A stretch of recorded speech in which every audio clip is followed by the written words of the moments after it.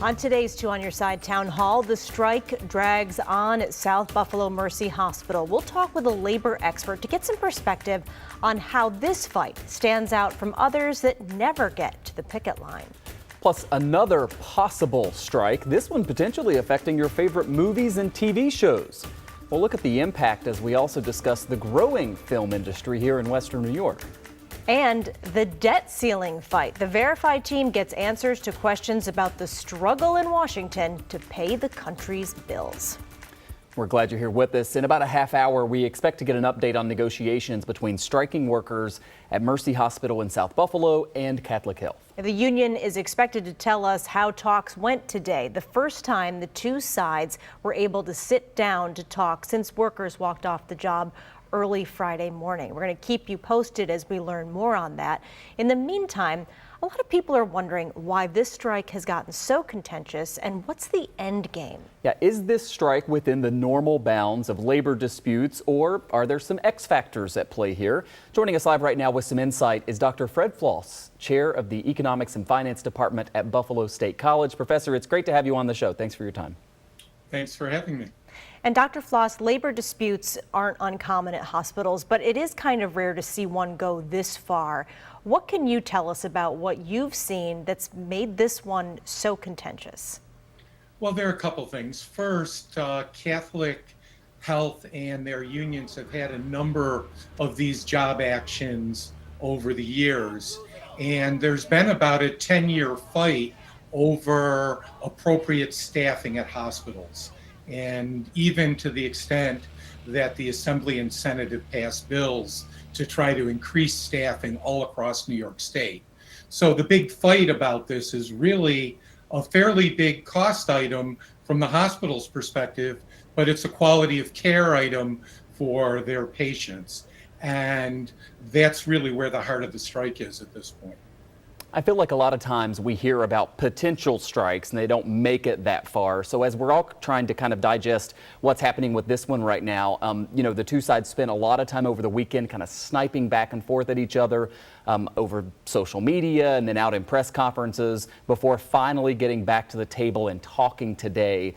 Is that normal? I mean, is that a kind of strategy that you see sides utilize in a contentious debate like this? Whenever they can get on the news, they will. A number of labor negotiations, and I was a chief negotiator for a number of statewide contracts. We actually had as part of our rules that no one could go outside and talk to the press or anyone else because it can get out of hand.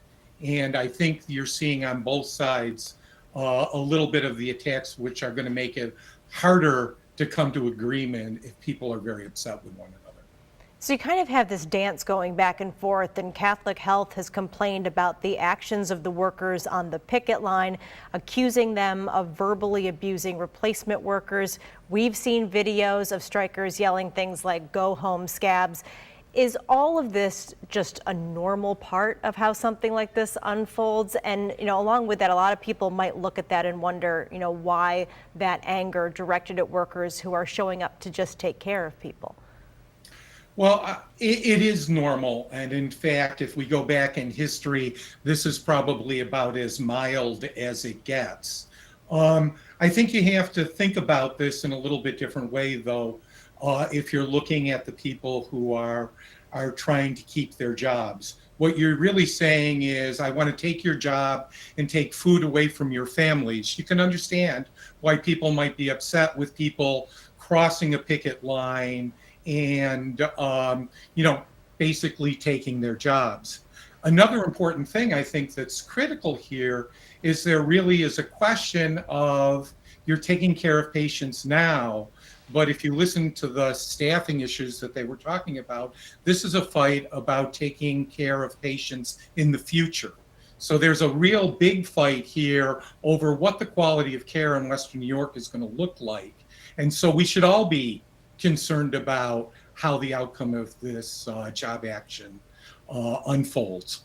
Yeah, and we do believe, because there are other hospital systems that are about to start negotiating with their nurses and other healthcare workers, so this could even have an impact far beyond South Buffalo Mercy Hospital. There are just a select number of people inside the negotiating room. None of them, unfortunately, are part of the conversation that we're having right now, but you've been through a lot of these. So we want to ask you, just based on the public information, you know, the dueling news conferences, the information that's been given to the media, what do you think as you sit and kind of observe this? How do you think this is going to end, and how long should we expect that something like this could drag out? As again, I'll remind our viewers, we think we're going to get an update at 6 o'clock tonight in terms of how today went. Well, I think you just mentioned the key point, and that's this is not just about South Buffalo Mercy. This is about all of the other hospitals in the area.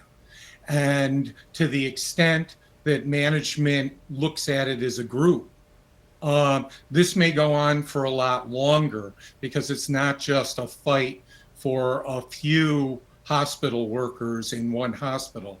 This is a fight for what's happening in Western New York. And if we look at it, it's a fight for all of us, because if we look at what's happened to the hospital system in Western New York, we're seeing more and more individuals over the last few years going to Strong Memorial in Rochester, going to the Cleveland Clinic.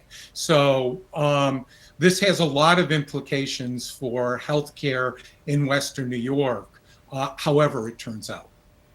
We've been talking with Dr. Fred Floss, the chair of the Economics and Finance Department at Buffalo State College, and we certainly appreciate your perspective, and thanks for your time tonight. Thank you. Thank you very much. All right, to another ongoing debate, this one on Capitol Hill in Washington, D.C., and prompting questions to our Verify team. People asking about the process of raising the debt ceiling. Now, this is a fight that can be kind of hard to understand in the first place. There's also a lot of misinformation out there as well. So Verify's Evan Kozlov gets answers from trusted experts. With so much back and forth in Congress right now, we want to make sure that we're sticking to the facts. That's why we verify. So let's run through some questions about the debt limit with the help of our sources. Dean Baker from the Center for Economic and Policy Research, David Wessel from the Brookings Institution, and Thomas Kahn from American University. Let's start by verifying what exactly is the debt limit. The debt limit is the amount of money that the government is allowed to borrow, which the government uses to meet existing obligations. It's simple math. Money coming in from taxes versus money coming out for spending. The difference gets added to the debt. And if that number goes over the debt ceiling, Congress has to vote to allow the Treasury Department to bump up the limit. Now, Congress could also choose to suspend the debt limit for a period of time, which brings us to our next question. Let's verify, have both parties voted to suspend the limit in the past? Our experts say that the answer is yes. In fact, it was done 3 times when President Trump was in office. I couldn't even count all the times that we've had to raise the debt limit because, obviously we've been running up larger and larger debt over the decades. So,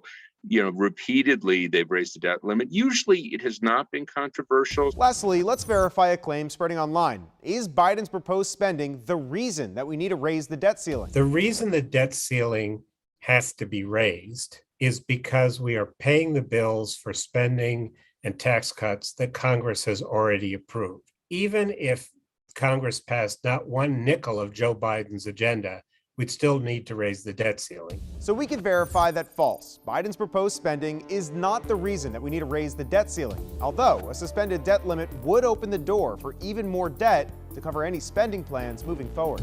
With your Verify, I'm Evan Kozlov. Great info there. Senate Majority Leader Chuck Schumer from right here in New York State warned today that the U.S. is getting dangerously close to actually hitting that debt ceiling. And of course, if that happened and they hadn't fixed it, we would default. Yeah, he is planning to hold a procedural vote tomorrow to let Democrats raise the ceiling on their own. Of course, we'll stay on top of what happens there.